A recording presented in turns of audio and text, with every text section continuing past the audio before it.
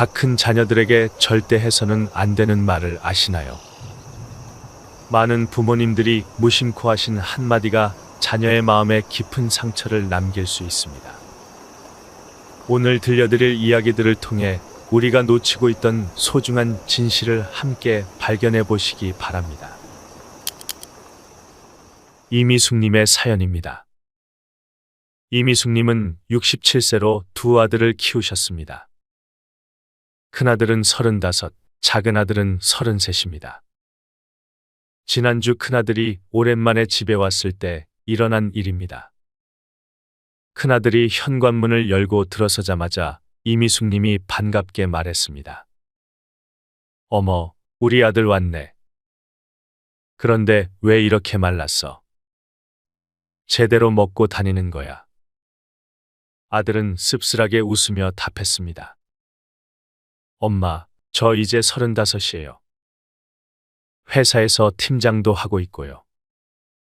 하지만 이미숙님은 계속해서 말했습니다. 팀장이 뭐 어때? 엄마 눈에는 여전히 애기야. 밥은 제때 먹고 다니는 거야.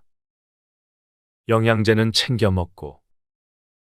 그날 저녁 식사 자리에서 큰아들이 조용히 말했습니다. 엄마, 저도 이제 어른이에요. 제 걱정은 제가 알아서 할 수 있어요. 이미숙님은 그제야 깨달았습니다. 자신이 아들을 얼마나 어린아이 취급하고 있었는지를 말입니다. 사랑한다는 마음에서 나온 말이었지만 아들에게는 자존감을 건드리는 말이 되어버렸던 것입니다. 여러분도 혹시 이런 경험 있으시지 않나요? 자녀가 아무리 나이를 먹어도 우리 눈에는 여전히 어린아이로 보이는 건 말입니다. 하지만 다 큰 자녀들에게 어린아이 취급을 하는 말들은 그들의 마음에 생각보다 큰 상처를 남길 수 있습니다. 이제부터 다 큰 자녀들에게 절대 해서는 안 되는 9가지 말들을 하나씩 살펴보겠습니다. 각각의 이야기를 들으시면서 우리 자신의 모습을 돌아보는 시간이 되시기 바랍니다. 첫 번째로 피해야 할 말은 너는 아직도 철이 안 들었어입니다. 박정호님의 사연을 들어보겠습니다. 박정호님은 71세로 아들 하나, 딸 하나를 두고 계십니다. 며칠 전 38살 된 딸이 새로운 직장으로 이직한다는 소식을 전해왔습니다. 딸이 전화로 말했습니다. 아빠, 좋은 기회가 생겨서 이직하기로 했어요. 조건도 훨씬 좋고 하고 싶던 일이에요. 박정호님은 깜짝 놀라며 말했습니다. 뭐, 갑자기 이직을 한다고? 너는 아직도 철이 안 들었구나. 요즘 같은 경기에 안정된 직장을 박차고 나가다니. 전화 너머로 딸의 한숨소리가 들렸습니다. 아빠, 저 이제 38이에요. 제 인생은 제가 책임질 수 있어요. 박정호님이 다시 말했습니다. 38이 뭐 어때? 아빠 눈에는 여전히 철부지야. 세상이 얼마나 험한데. 그날 밤 박정호님은 잠을 이루지 못했습니다. 딸의 상처받은 목소리가 계속 귓가에 맴돌았습니다. 다음 날 아침 딸에게 다시 전화를 걸었습니다. 박정호님이 조심스럽게 말했습니다. 딸아, 어제는 아빠가 너무 성급했다. 내가 깊이 생각해서 내린 결정이겠지. 아빠가 믿는다. 딸이 밝아진 목소리로 답했습니다. 고마워요, 아빠. 걱정해 주시는 마음은 알지만 이제는 제 선택을 믿어주셔서 감사해요. 너는 아직도 철이 안 들었어라는 말은 자녀의 판단력과 성숙함을 모두 부정하는 말입니다. 아무리 걱정되는 마음이 있더라도 이런 말은 자녀의 자존감에 큰 상처를 줄 수 있습니다. 두 번째로 피해야 할 말은 내가 뭘 안다고 그래입니다. 최영자님의 사연입니다.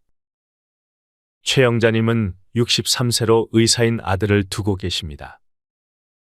지난달 가족 모임에서 있었던 일입니다. 아들이 건강에 대한 이야기를 하고 있었습니다. 엄마, 요즘 무릎이 아프시다고 하셨는데 너무 무리하지 마세요. 적당한 운동과 함께 체중 관리도 중요해요. 최영자님이 기분이 상해서 말했습니다. 내가 뭘 안다고 그래. 엄마가 너를 낳고 기를 때부터 이 몸으로 살아온 게 몇십 년인데. 아들이 당황하며 답했습니다. 엄마, 저는 의사로서 조언을 드린 건데요. 최영자님이 다시 말했습니다. 의사가 뭐 어때? 내가 아무리 의사라도 엄마 몸은 엄마가 제일 잘 알아. 그 자리가 어색해지자 며느리가 중재했습니다. 어머니, 오빠가 걱정해서 그런 거예요. 좋은 말씀이잖아요. 나중에 아들이 조용히 최영자님께 말했습니다. 엄마, 저는 그냥 엄마 건강이 걱정되어서 한 말이었어요. 기분 상하셨다면 죄송해요. 최영자님은 그제야 자신의 실수를 깨달았습니다. 아들의 전문성과 걱정하는 마음을 무시했던 것입니다. 내가 뭘 안다고 그래. 라는 말은 자녀의 지식과 경험을 완전히 무시하는 말입니다. 특히 자녀가 전문직에 종사하거나 충분한 경험을 쌓은 경우라면 더욱 상처가 될 수 있습니다. 세 번째로 피해야 할 말은 엄마 아빠 말이 틀린 적 있냐? 입니다. 김순덕님의 사연을 들어보겠습니다. 김순덕님은 69세로 결혼한 딸 둘을 두고 계십니다. 지난주 큰딸과 전화 통화를 하던 중 일어난 일입니다. 큰딸이 말했습니다. 엄마, 아이 교육 문제로 남편이랑 의견이 달라서 고민이에요. 김순덕님이 단호하게 말했습니다. 그럼 엄마 말대로 해. 사교육은 일찍 시작하는 게 좋다니까. 엄마 말이 틀린 적 있냐?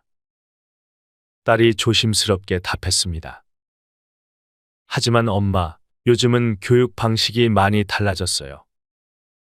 남편 말도 일리가 있고요. 김순덕님이 목소리를 높였습니다. 일리가 있긴 뭐가 있어. 엄마가 너희를 어떻게 키웠는데. 엄마 경험을 무시하는 거야. 딸이 한숨을 쉬며 말했습니다. 엄마, 저도 이제 엄마가 되었어요. 제 아이는 제가 판단해서 키우고 싶어요.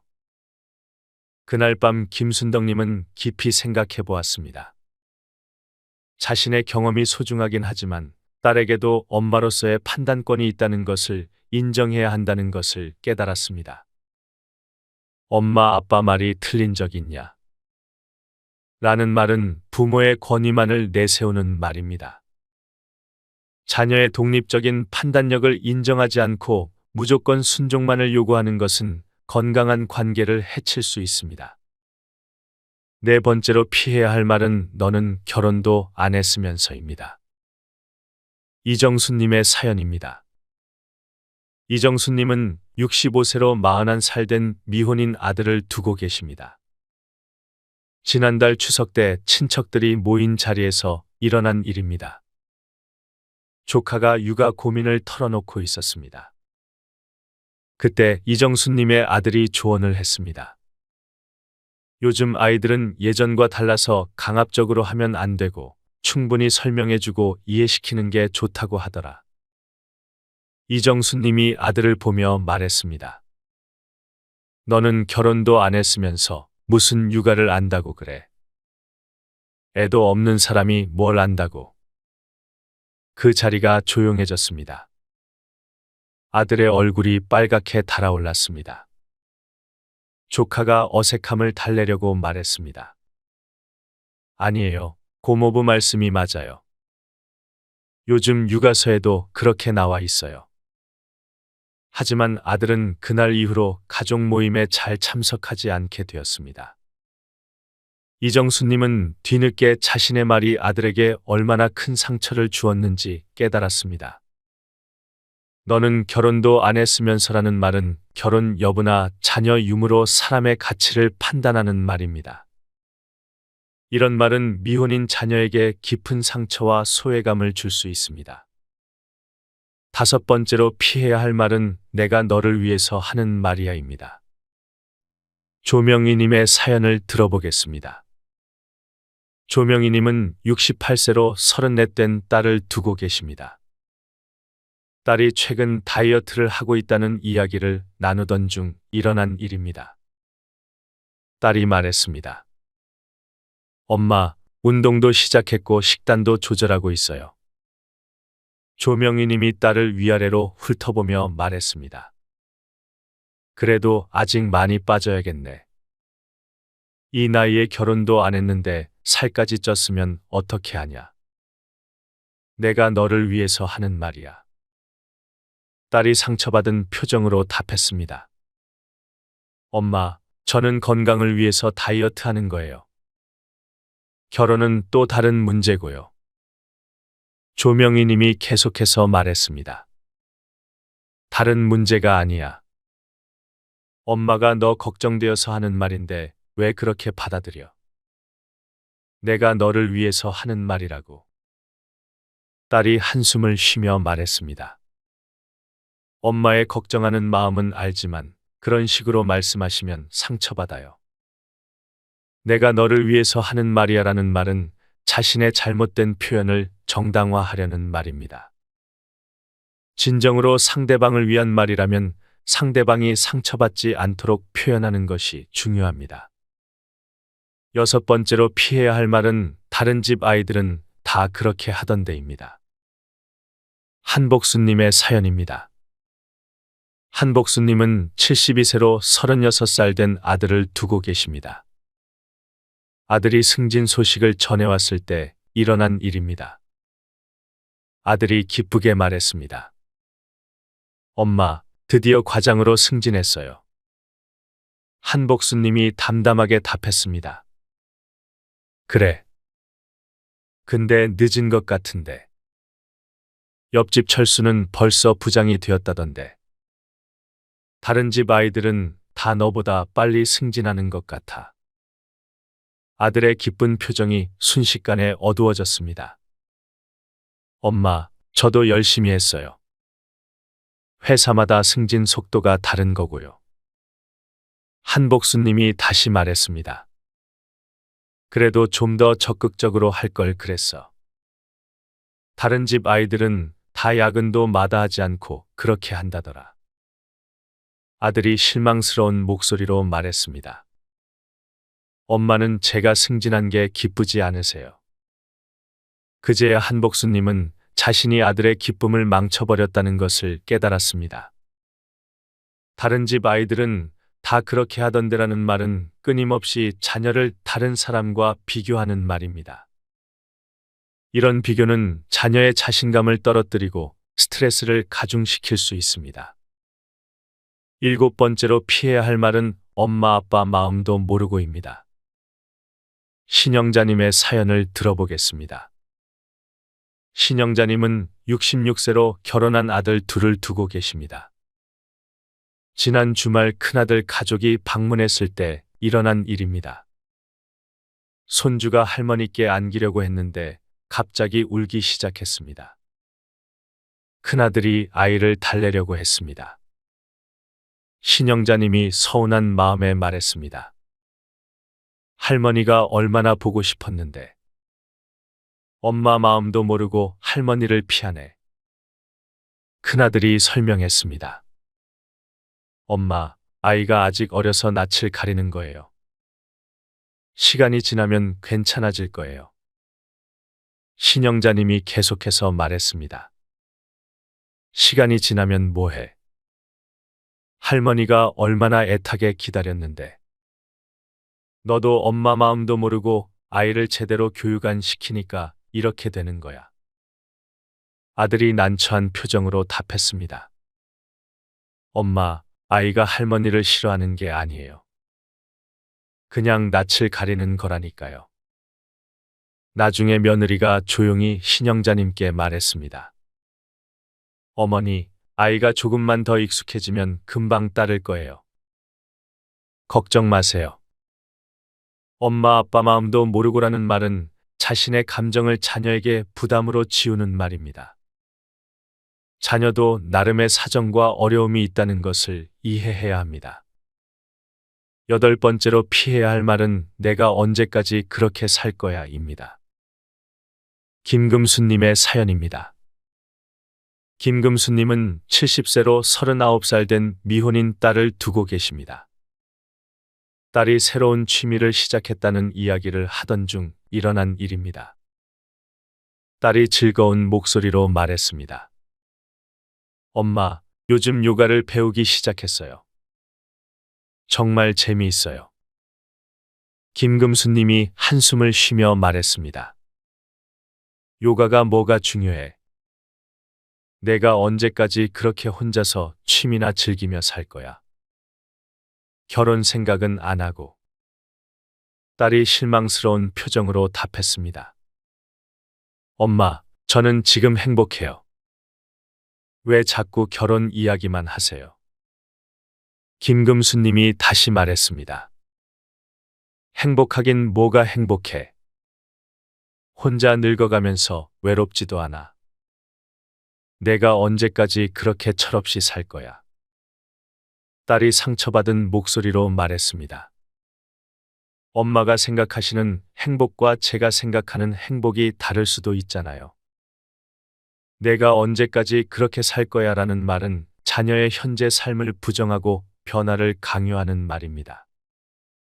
자녀가 스스로 선택한 삶의 방식을 존중해 주는 것이 중요합니다. 아홉 번째로 피해야 할 말은 내 말 안 들으면 후회할 거야입니다. 유옥부님의 사연을 들어보겠습니다. 유옥부님은 64세로 32 된 아들을 두고 계십니다.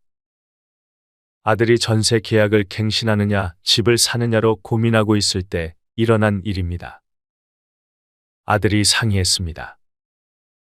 엄마, 전세 갱신을 할지 아니면 대출을 받아서 집을 살지 고민이에요. 유옥부님이 단호하게 말했습니다.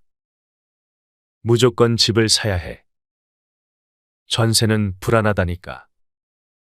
내 말 안 들으면 나중에 후회할 거야. 아들이 신중하게 답했습니다. 하지만 지금 집값이 너무 비싸서 대출 부담이 커요. 좀 더 기다려보는 게 나을 것 같은데요. 유옥부님이 목소리를 높였습니다. 기다리면 뭐해, 더 오를 텐데. 엄마가 몇십 년 살아본 경험으로 하는 말이야. 내 말 안 들으면 분명 후회할 거야. 아들이 한숨을 쉬며 말했습니다. 엄마, 제 상황도 좀 고려해 주세요. 저도 신중하게 결정하고 싶어요. 내 말 안 들으면 후회할 거야 라는 말은 자녀에게 심리적 압박을 가하는 말입니다. 자녀가 스스로 판단할 수 있도록 조언은 해주되 강요하지 않는 것이 좋습니다. 지금까지 9가지 피해야 할 말들을 살펴보았습니다. 이런 말들의 공통점은 무엇일까요? 바로 자녀를 독립적인 성인으로 인정하지 않고 여전히 어린아이로 취급한다는 것입니다. 마지막으로 윤미경님의 감동적인 사연을 들려드리겠습니다. 윤미경님은 73세로 세 자녀를 두고 계십니다. 얼마 전 가족 모임에서 있었던 일입니다. 큰아들이 말했습니다. 엄마, 그동안 저희를 어린아이 취급하지 않고 어른으로 대해주셔서 고마워요. 윤미경님이 궁금해서 물었습니다. 갑자기 그런 말은 왜 하니? 둘째 딸이 답했습니다. 다른 집 친구들 보면 부모님이 자꾸 간섭하고 어린애 취급하신다고 스트레스 받는다는 얘기를 많이 들어요. 그런데 엄마는 저희 판단을 믿어주시고 존중해 주시잖아요. 막내 아들도 덧붙였습니다. 맞아요. 엄마는 조언은 해주시되 강요하지 않으세요. 그래서 저희도 엄마께 더 마음을 열게 되는 것 같아요. 윤미경님이 뭉클한 마음으로 말했습니다. 너희도 이제 다 어른이니까. 엄마 역할은 곁에서 응원해 주는 것뿐이야. 자녀들이 한 목소리로 말했습니다. 엄마, 사랑해요. 그날 윤미경님은 자녀들과 진정한 어른 대 어른의 관계로 발전했다는 것을 느꼈습니다. 서로를 존중하고 이해하는 아름다운 가족의 모습이었습니다. 여러분, 다 큰 자녀들에게 정말 필요한 것은 무엇일까요? 바로 인정과 존중입니다. 자녀가 아무리 어려 보여도 이제는 독립적인 성인이라는 것을 인정해 주세요. 그들의 판단을 믿어주고 실수할 권리도 인정해 주세요. 물론 걱정되는 마음은 당연합니다. 하지만 그 걱정을 표현할 때도 자녀의 자존감을 지켜주는 방식으로 해야 합니다. 내가 걱정되어서 그래, 대신 너를 믿지만 조심했으면 좋겠어라고 말해보세요. 진정한 부모의 사랑은 자녀를 통제하는 것이 아니라 자녀를 믿고 응원하는 것입니다. 자녀가 스스로 선택하고 책임질 수 있도록 믿어주는 것입니다. 오늘 이 이야기가 여러분과 자녀 간의 관계를 더욱 건강하고 아름답게 만드는 작은 계기가 되기를 바랍니다. 서로를 존중하는 마음으로 더 깊은 유대감을 나누시길 바라며 오늘의 이야기를 마치겠습니다.